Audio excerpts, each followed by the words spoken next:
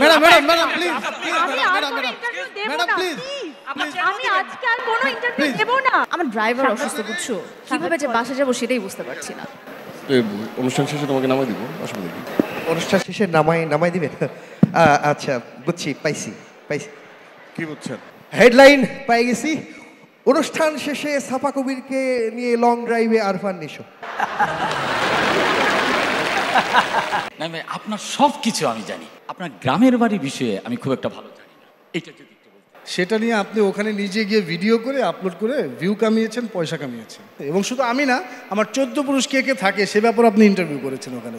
এমনকি আমাদের পারিবারিক অবস্থান কথা সেটা উনি ভিডিও। আচ্ছা ঠিক আছে মানে পারিবারিক বিষয় যেহেতু আসছে, আপনার গ্রামের বাড়িতে পরিবারে কে কে থাকে?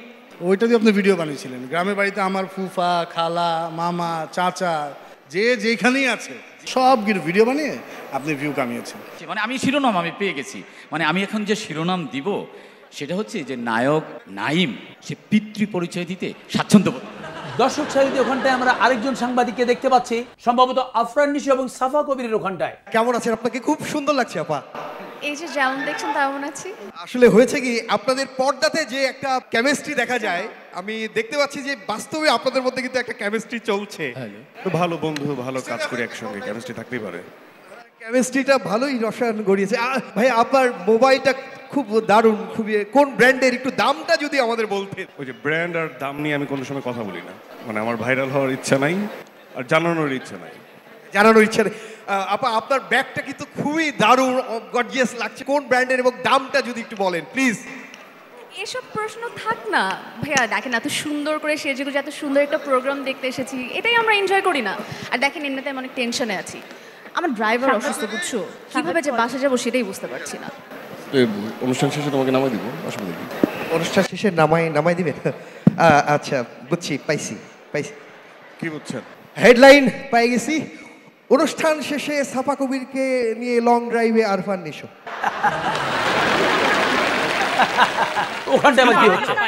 ম্যাডাম ম্যাডাম ম্যাডাম প্লিজ আমি আর কোনো ইন্টারভিউ দেব না প্লিজ আমি আজকে আর কোনো ইন্টারভিউ দেব না। কিন্তু কেন দিবেন না আপা? না দেব না, কারণ হচ্ছে আমি যেটা বলবো সেটাকে আপনারা ঘুরিয়ে পেঁচিয়ে তিলকে তাল বানিয়ে তারপর একটা নিউজ করবেন। আমি ইন্টারভিউ দেব না, ব্যাস। আপনি শুধু এতটুকু বলেন যে আপনার এই অনুষ্ঠানে আসতে এত দেরি হলো কেন? একটা শুটিং লোকেশন থেকে এসেছি, তাই জন্য দেরি, অন্য কোনো কারণ নেই। কোথা থেকে এসে শুটিং এর থেকে আপা? লোকেশনটা কোথায় ছিল? ঢাকা কেন্দ্রীয় কারাগার।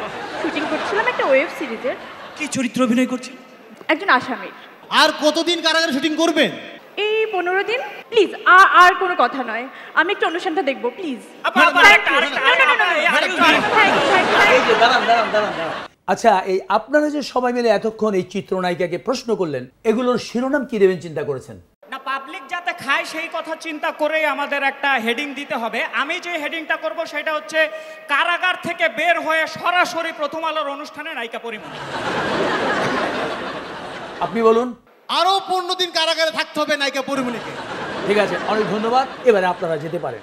শুধু এসবই নয়, আরো কিছু শিরোনাম রয়েছে যা আপনাকে বিপদে ফেলে দেবে। যেমন কিছুদিন আগে একটা শিরোনাম দেখলাম, তিনি আর নেই। সেই শিরোনাম পড়ে অনেকেই শোক বার্তা রেডি করে ফেলেছেন। কেউ বা জানা যায় যেতে না পেরে দুঃখ প্রকাশ করছেন। ভেতরটা পড়ে বোঝা গেল তিনি নেই, মানে তিনি বিদেশে গেছেন, ঢাকায় নেই।